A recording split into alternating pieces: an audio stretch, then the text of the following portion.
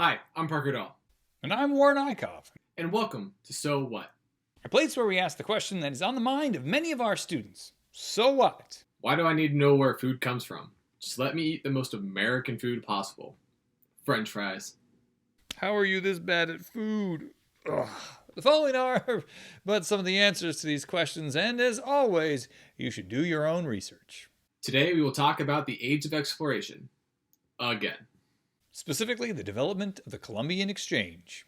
It all starts with explorers venturing into the great unknown to obtain spices.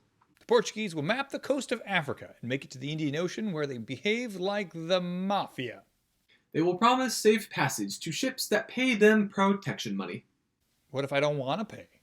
Sure would be a shame if something were to happen to that pretty boat of yours. Yes, it would, but I don't think someone... Just take it off. The Dutch will see this and overtake the Portuguese system through two different means. They will have more advanced shipbuilding technology and will engage in more violent means of control. It's like a science fiction movie called When the Dutch Attack. Spain is also going to try and get in on this action. They will fund an expedition to the Spice Islands that will go directly west. Little problem here. Directly across the Atlantic Ocean from Europe, there lies a land that Europeans just didn't know existed. These lands would come to be referred to as the New World. Europe, Africa, and Asia would be referred to as the Old World. So one might even say that this is like the War of the Worlds. Wait a second.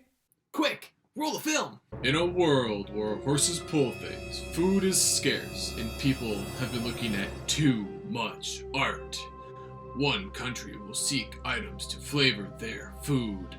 In a world where llamas are sassy, potatoes exist, and people live in connection with nature, people will just try to live their lives. Wait, you have potatoes? What horses? Are we talking about the same place? I don't think so. That's kind of the point. Right. In a world of two different worlds, they will live separately. Until one day those worlds collide. What happens next? Animals find new habitats, disease spreads, people are enslaved, empires destroyed, riches are plundered, and potatoes. Don't spoil the whole movie. This is a trailer. This is what trailers do now. They show the whole movie but leave out one crucial detail. But you shared everything. What one detail did you leave out? What's the deal with the potato thing? We're doomed. Potato. Well, I'm excited, but I really wonder how accurate this movie is going to be. Plus, I gotta know what's the deal with these potatoes. Let's go back to Ireland in 1490. Hello, random Irish individual. Can you please tell me about your life and the potato? Potato? Never heard of it. Can we eat it? Because we work so hard to grow crops, but there just never seems to be enough to fill our bellies. Huh. Doesn't even know about the potato. Maybe I should fast forward like 100 years. Yeah. Hello, random Irish individual. Can you tell me about your life and potatoes? I really need to know about the potatoes. Life is great unless you don't like potatoes. We got potatoes here some years ago, and since then we have known mostly full bellies.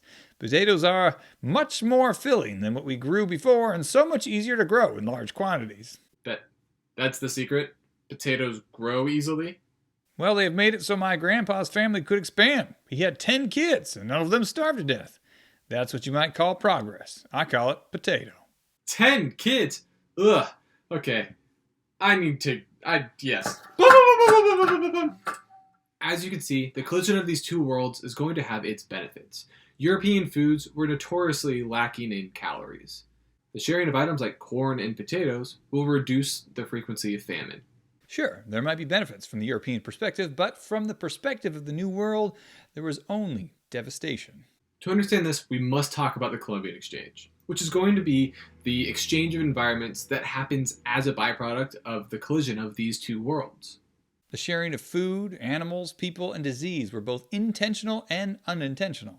For instance, Europeans are going to greatly benefit from the worldwide trade for high-calorie foods like corn and potatoes. In fact, wherever those items are grown, there will be a population boom within Europe. The spread of diseases is going to be largely unintentional. Disease will be spread by Europeans coming into contact with indigenous people who did not have immunity to those diseases. This will have a dramatic effect on the New World. Disease accounts for the deaths of up to 90% of all indigenous people living in the New World.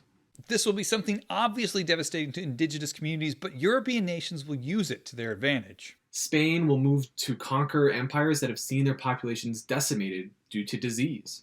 So why does any of this matter? This is going to be the beginning of our modern world.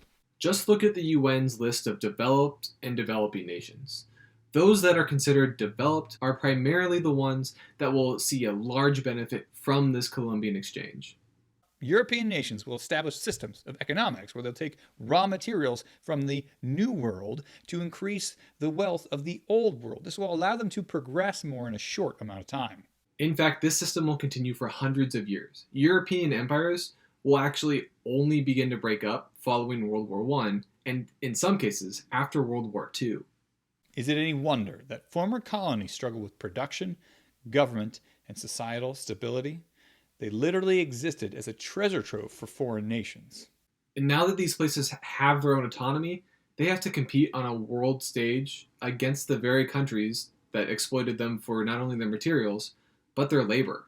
Plus, the rules have been changed. The world has come to denounce the ideas of empires, with developed nations stressing that developing nations need to develop responsibly. We're not saying we shouldn't learn from the past, and also develop policies that correct for such mistakes. Nor are we saying that progress is without benefit, but developed nations have a tendency to ignore this part of their past. The truth is that every single developed nation got there by taking advantage of other nations. They directly created the world today and have at least some responsibility as to why developing nations may struggle. The question that developed nations have avoided is how much responsibility do they share? And if we are responsible for having created systems that broke whole societies and countries, do we also have a responsibility to fix those problems? These are questions with no easy answers, but in a world that is becoming more global, we all benefit from a more stable world. It is up to you to do your own research and to answer these questions for yourself. In a world where your decisions might have consequences. What decision should you make next?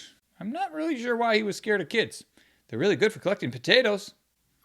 Until child labor laws make it illegal. Oh, come on, Carl.